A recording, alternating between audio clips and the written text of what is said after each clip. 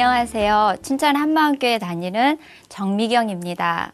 기도응답과 체험 그리고 많은 노력을 했었지만 때때로 드는 의심과 막연함 그리고 말씀대로 삶이 되지 않아 갈등을 하던 제가 예수님의 부활을 붙잡고 모든 의심과 갈등에 종지부를 찍게 된 제 삶을 간증하고자 합니다. 하나님은 저의 기도에 응답을 해주시고 말씀으로 섬세하게 제 삶을 인도해 주시는 참 좋으신 분이셨어요. 초등학교 때 아프신 엄마로 인해 우리 집은 굿을 참 많이 했어요. 제가 학교에 갔다 올 때면 자주 우리 집 부엌에서 나이 지긋한 할머니께서 물을 가득 채운 항아리에 바가지를 엎어놓고 두들기며 주문을 외우고 계셨어요. 그런 굿을 여러 번 해도 엄마가 낫지 않으면 아예 우리 집 마당에서 동네 사람들을 모아놓고 굿판을 벌렸는데 교회를 다니고 있던 저는 동네 사람들의 웃음거리가 되는 것 같아 너무나 싫었어요. 집 여기저기 붙어있던 빨간 부적도 마음에 걸렸고요. 부적을 없애고는 싶은데 부모님이 무서워서 찢어내지는 못하겠고 그래서 어느 날은 부모님이 안 계신 사이에 사다리를 타고 올라가 부적마다 칼로 십자가를 그으며 우리 집에서 모든 굿이 사라지게 해달라고 기도를 했어요. 그런데 정말 놀랍게도 얼마 되지 않아 우리 집에서 모든 굿과 부적이 자연스럽게 사라졌어요. 대학을 들어갈 때는 매우 위태로운 점수였지만 제 사명이 교사라 생각하고 기도해서 응답으로 들어가게 되었고요. 대학 들어가서는 반주자를 하고 싶다고 기도했는데 피아노 학원 한 번도 다녀본 적 없는 제가 예배 반주를 하게 되었어요. 결혼을 하고 주말 부부를 하던 저는 아이가 둘이 되자 더 이상 주말 부부를 할 수가 없어서 다니던 직장에 사표를 내게 되었어요. 좋은 직장 관둔다고 주변에선 반대가 심했지만 내가 교사를 꼭 해야 한다면 하나님께서 나라의 법이라도 바꿔서 다시 저를 교단에 세우실 거라고 믿고 사표를 냈어요. 그리고 교회에서 운영하던 어린이집 원감을 하게 되었고요. 어린이집이 가을철이 되면 재롱잔치 준비로 밤늦게까지 일을 하는 날이 많았는데 그때 초등교사 임용고시 발표가 난 거예요. 남편은 시험 한번 봐보라고 문제집을 사다 주었는데 저는 도저히 공부할 틈도 나지 않고 너무 피곤해서 논술형 문제 딱 하나 풀고 책을 덮어버렸어요. 그런데 그 한 문제가 바로 시험에 출제된 겁니다. 비포 한 장을 빼곡히 적으면서 얼마나 신나고 가슴 설레던지요. 다른 사람의 간증에서나 있었던 일이 저에게 실제로 일어난 겁니다. 당연히 합격을 해서 교단에 다시 들어오게 되었는데요. 그 해가 바로 교사의 정년이 단축되는 바람에 많은 교사가 필요하게 되었던 해였어요. 하나님께서 정말 나라의 법을 바꿔서 제 기도에 응답을 해주신 거죠. 어느 해 둘째 아이 유치원 선생님 결혼식에 참석하게 되었는데 주례 목사님께서 하시는 말씀이 제 마음에 그대로 꽂히며 너무나 은혜가 되는 거예요. 부부는 가난할 때나 부할 때나 건강할 때나 라고 하면서 쭉 읊어가시는데 가난할 때나 라는 부분에 너무나 믿음이 화합이 되는 겁니다. 아, 부부는 가난해도 부부구나 라고 생각을 하며 어떤 가난이 와도 남편과 함께 해야겠다라는 결심을 하고 집으로 돌아오게 되었어요. 그날 저녁 아주버님이 찾아오셨고 대뜸 하시는 말씀이 재수 씨 미안합니다. 제가 꼭 다시 갚겠습니다. 한마디를 하고 바로 가시는 거예요. 남편에게 무슨 일이냐고 물었더니 아주버님께 급한 일이 생겨 우리 집으로 보증을 섰는데 그게 잘못되어 다 날아가 버렸다는 거예요. 너무 기가 막혀 울음도 나오지 않더라고요. 어떻게 이런 일이? 라며 원망을 하려고 하는데 낮에 주례사가 생각이 나는 거예요. 아, 이 일에 대비케 하시려고 낮에 말씀을 주신 거구나 라고 생각을 하니 속상함과 원망을 마음으로 삼킬 수밖에 없었어요. 하루아침에 모든 것을 잃어버린 우리는 비가 새고 문단속이 필요 없을 정도로 낡고 손가락만한 날아다니는 바퀴벌레가 날아다니는 집으로 이사를 가게 되었어요. 날아다니는 바퀴벌레가 있다는 것을 저는 그때 처음 알았어요. 빚더미 속에 나앉게 되었지만 빚을 갚아야 했기에 저는 열심히 살았어요. 그러던 어느 날 저는 미우라 아야코시의 책을 읽게 되었는데 약한 배우자를 위해 사랑으로 수고하고 섬기는 부부의 모습이 정말 감동이 되었고, 부부는 장애가 있어도 참 아름답게 살 수 있구나를 가슴 깊이 새기게 되었어요. 그리고 이유도 모르는 눈물의 기도를 새벽까지 했는데요. 며칠 뒤 갑자기 남편이 뇌출혈로 쓰러졌다는 전화를 받고 병원에 도착해 보니 남편은 이미 의식이 없었고 의사는 가망이 없다고, 혹시 살아나도 식물인간 아니면 전신마비일 테니 마음의 준비를 하라고 했어요. 그 말을 듣고 저는 병원 바닥에 무릎을 꿇고 앉아 소리쳐 기도했어요. 하나님, 이 사람 지금 가면 상급이 너무 적을 것 같습니다. 한 번만 기회를 더 주세요라고요. 의사의 말과는 달리 남편은 4일 뒤부터 의식을 찾기 시작했고 기적이라고 할 정도로 빠르게 회복이 되었어요. 그렇지만 결국 몸 절반이 통증과 감각이 분리되고 오른쪽 발가락 신경이 죽어서 걸음이 불편한 장애인이 되었지요. 왜 그 책을 읽게 하셨는지, 왜 그날 밤 그렇게 깊은 눈물의 기도를 시키셨는지 알겠더라고요. 장애가 있어도 아름답게 살 수 있다는 것을 이미 보여주셨기에 우리도 그렇게 살 수 있을 거라는 희망을 갖고 결혼 10주년을 병원 침상에서 쏟아지는 한방눈을 바라보며 함께 감사의 기도를 올렸어요. 남편이 퇴원 후 우리가 가진 돈으로는 도저히 불가능했는데 아이들이 기도한 대로 화장실 2개 달린 새 집을 구하게도 해주셨어요. 이런 기도 응답과 여러 가지 체험이 있었음에도 불구하고 저는 오랜 시간 동안 해결되지 않은 문제로 참 힘든 게 있었어요. 그 첫째는 아주버님에 대한 용서가 되지 않는 거였어요.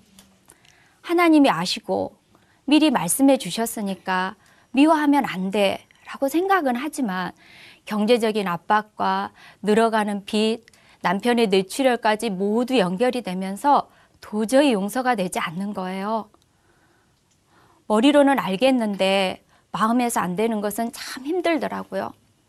물론 겉으로야 다 용서한 척 살았죠.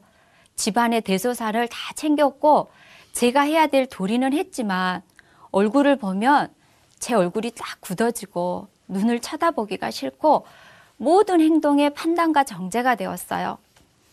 용서하고 사랑하고 싶은데 이게 마음에서 안 되는 거예요. 다른 말씀은 걸리는 게 없는데 이게 절대로 안 되더라고요. 어떻게든 해결하고 싶어 저혈압을 핑계로 하지 않았던 새벽 기도를 시작했고 부흥회와 세미나를 쫓아다니며 해결되기를 바랐고 교회 모든 일에 더욱 열심을 냈어요. 어느 해 방학에는 모든 일을 뒤로 하고 한 달 내내 성경 읽기만도 해봤고요. 기도를 하면 펑펑 회개의 눈물을 흘리고 이제 할 수 있겠다 싶지만 막상 딱 부딪히면 또 사랑이 안 돼요. 계속 노력해도 안 되니 영적 우울증 같은 증상도 나타나더라고요.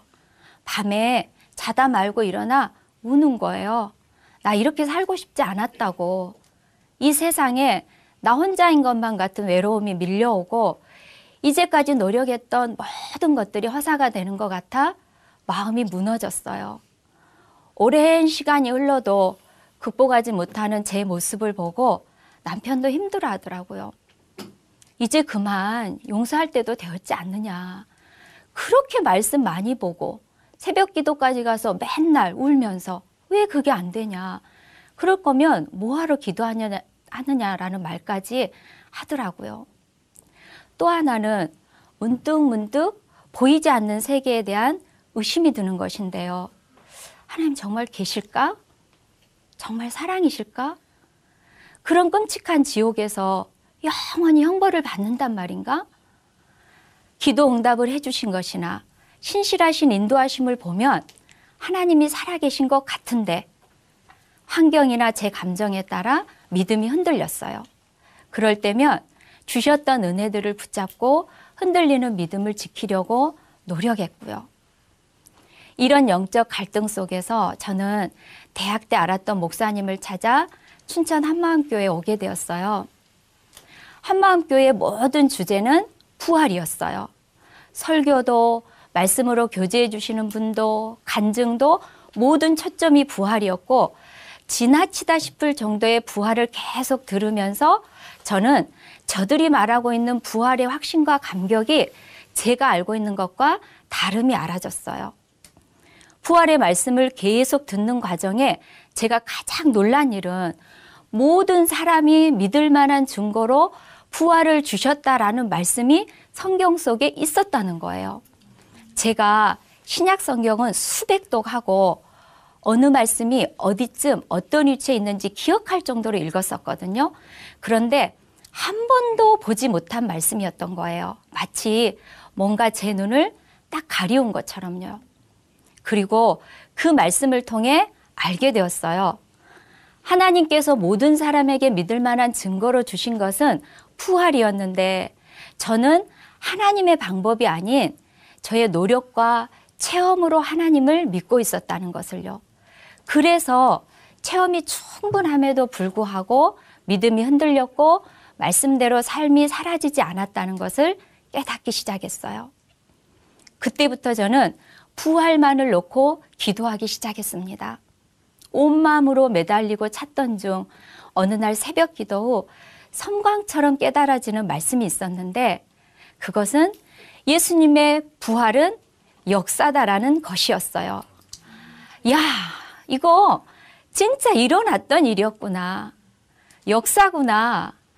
2000년 전에 하나님께서 이 땅에 오셨다 가셨구나.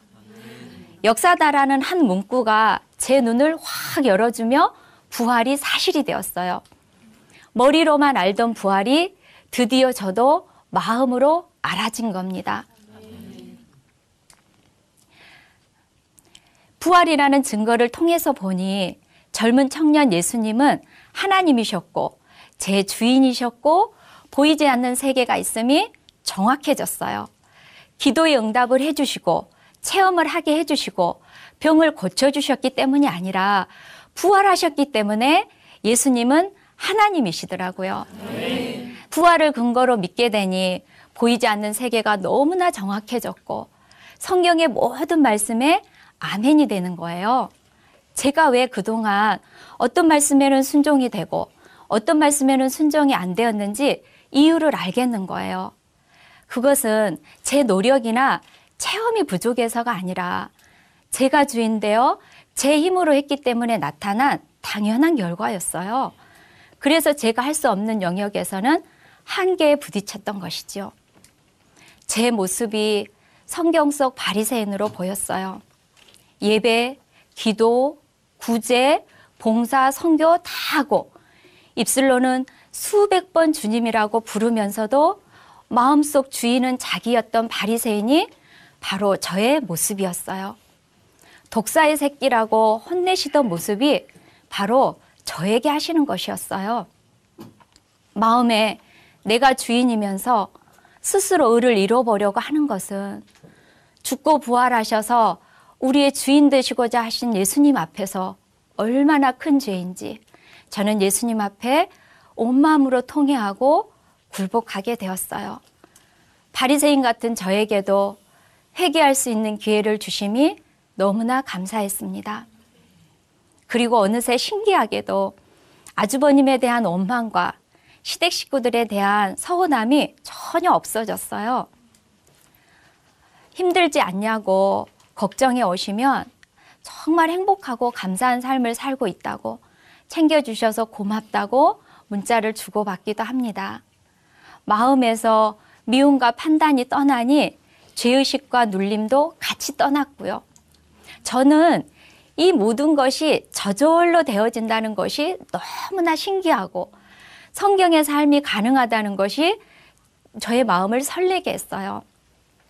복음서에 보면 온갖 기적을 보고도 예수님께서 하나님이신 표적을 구하는 유대인들에게 예수님께서 요나의 표적밖에는 없다고 말씀하셨는데 제 인생이 딱 그랬어요.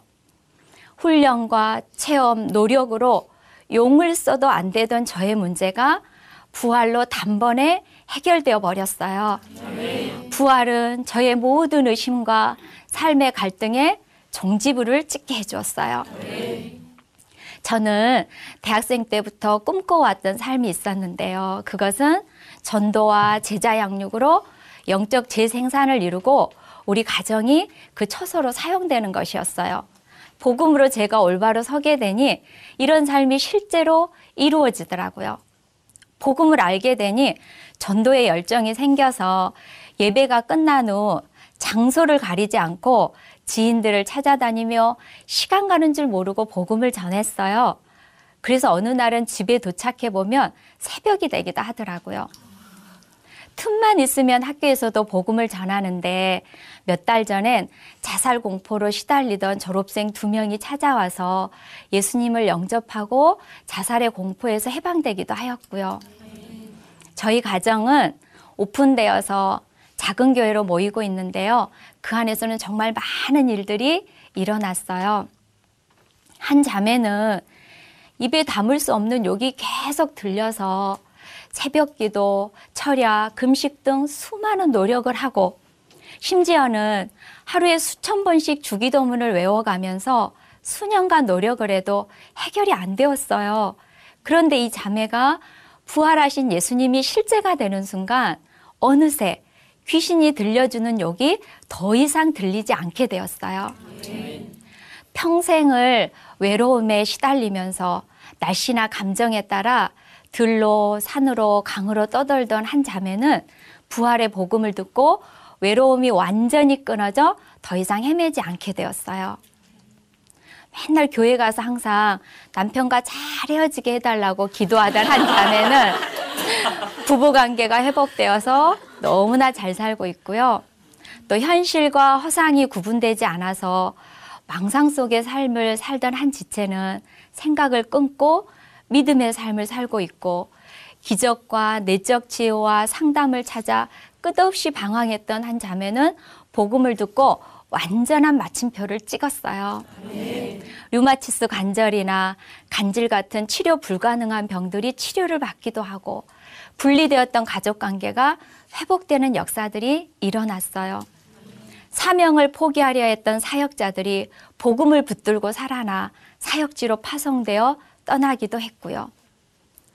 복음을 들은 영혼들이 세워져 또 다른 작은 교회로 분가되어 나가는 재생산의 역사가 계속되고 있고 지금 저희 작은 교회는 독일, 캐나다, 캄보디아, 북아일랜드, 중국과 연결되어 기도로 해외 지부를 세우는데 함께하고 있어요.